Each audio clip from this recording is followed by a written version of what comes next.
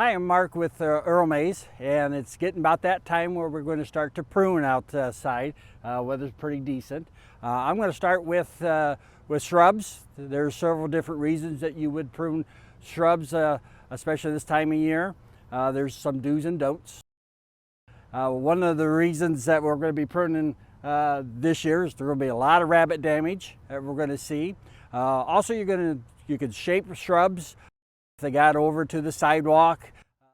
Also thinning them out, getting rid of old twigs, old branches, allow the new ones come up so it doesn't look like an older branch. You can rejuvenate that plant. First thing, you're going to need some tools. The tools I would recommend is pruners. You can use some loppers, handsaw if you need it. You want to wear a pair of gloves. You want to be safe. We don't want to have any accidents. Just kidding. We want to make sure that when we do prune, like these are rabbit damage. We got a lot of rabbit damage this year. And when we prune plants, we're going to want to, anytime that something's gurgled the plant all the way around, you'll want to cut it below that, because then what you're going to do is allow new growth come through it. Because when rabbits takes the bark of a plant all the way around the branch structure, it's going to die on you. So you want to remove all those stems and cut them back. This is a red twig dogwood, and this has been really cut back. It was like 4 foot tall, but rabbits had a field day on these. So what I'll end up doing with these, and anything that's discolored too, I would remove these all the way down right above a bud, below the damage is done. There are certain plant material that you do not want to plant or cut too much. That's the early blooming plants like lilacs, rhododendrons, forsythia.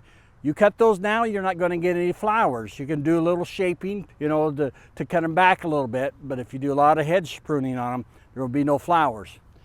When you do a lot of really severe pruning on plants like this, you may not get a lot of flowers the first couple years because you're really cutting back on them, but you may get some, but they'll come back. These are you got about 2 or 3 year old root system on these plants, so they'll just come and be very vigorous coming right back through. And I could just kind of show you a little bit and cut a little bit on these branches right above a bud, and you just do it at an angle. You want to do it at an angle at a 45 degrees and just snip it off, and you would do that all the way through. You would get a lot of top growth on it when you get pruned back. Don't be worried on cutting it back too much. I always say pruning is 90% courage and 10% knowledge. It takes a little more knowledge than that, but it's very important that you don't be afraid to cut plant material, so they're going to make it a lot more vigorous. And this one's brown all the way down here. I'm going to cut it right at the collar ring and clip it off, and I would continue down. This one's all the way down here. They've done an awful lot of damage. So don't be afraid to cut it back when you see damage.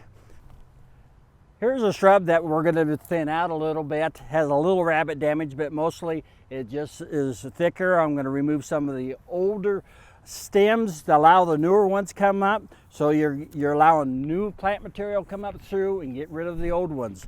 They are called woody plants for a reason, because after a while they get very woody and very sticky. So what we do is we're going to remove 1/3 of the stems through these older ones. This is not quite an older plant as some do get, but the older ones, you'll remove 1/3 of the branch structures through there and allow the new ones come up. You would do the same thing on lilacs. Lilacs is a good one to do that because they get really thick and older ones, and they don't bloom very well off that. But again, remember, do not do that in the spring, and do that after they bloom. Lilacs you usually have, they tell you to do it immediately afterwards. Usually have about 1 month, 30 days before they start setting that flower bud for the following spring. So that's the same thing with forsythias and rhododendrons. Now in here, here's some older ones. You can see some of the older stalks. You'd go in here and remove, again at a slant above a branch structure, and move some of the older branches in there, and you would go through here and remove probably not quite 1/3 on this younger plant, but I would move about half of the older stems in there, and it allows it to get new ones up through them nice and thicker. This one's already been trimmed back. Anytime you prune something back, it's going to be a lot thicker. It makes it branch structures where you get one branch of it, you're going to get two branches, so it makes it a lot thicker. So if you got a plant that's leggy, you want a lot thicker, that's how you get thicker. Cut it back. You can go through and pick it above a branch, or in a plant like this, just take a head shears and cut it to a third or a fourth back on it, and that'll make it nice and thick. I'm also going to talk about a few different groups a lot of people have questions on. One of them is the hydrangea family. The early spring bloomers, you cannot cut those in the spring. They bloom off a new growth. If you cut those off in the spring or whack them down to the ground, they will not bloom for you. That's most of your blue varieties. A lot of those are in the summer and the pink varieties. Those will not bloom if you cut them off. So do those right after they bloom. So late spring, early summer, you can go ahead and prune those back, shape them up to what you need. The other varieties of hydrangeas like Annabelle, it's a very woody plant.